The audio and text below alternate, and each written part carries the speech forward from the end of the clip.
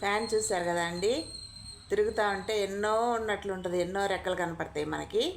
కానీ ఆపితే 3 రెక్కలే ఉండేది. అలాగే మన చుట్టూ ఎంతోమంది ఉన్నట్టు ఉంటారు. కానీ మన అవసరానికి ఎవరో ఒకళ్ళో ఇద్దరే అండి మనకు ఉపయోగపడేది. అందరూ మన వాళ్ళే అనుకోకూడదు.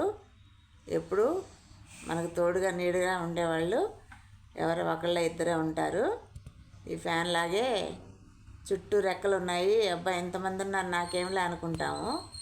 కానీ ఆపద వచ్చినప్పుడు మనకు వెన్నంట నిలబడే వాళ్ళే మన ఆప్తులు, మన స్నేహితులు కూడా. స్నేహం అంటే అదేనండి. కష్టం వచ్చినా సుఖం వచ్చినా ఏ చిన్న బాధ వచ్చినా కూడా మనం వాళ్ళతో షేర్ చేసుకోవాలి, వాళ్ళు మనతో షేర్ చేసుకోవాలి. అలాంటి స్నేహమేనండి మంచి స్నేహం. దయచేసి నటించే స్నేహాలు వద్దండి. ఎప్పుడు కూడా కల్మషం లేని స్నేహాలు మనకు తోడుగా ఉండాలని కోరుకుంటున్నాను. నాకు తోడుగా ఉండాలని మరి ముఖ్యంగా కోరుకుంటున్నాను. నేను ఎలా కల్మషం లేని స్నేహాన్ని పంచుతానో నా ఎదుటి వాళ్ళు కూడా కల్మషం లేని స్నేహాన్ని నాకు పంచాలని నిండు మనసుతో కోరుకుంటున్నాను.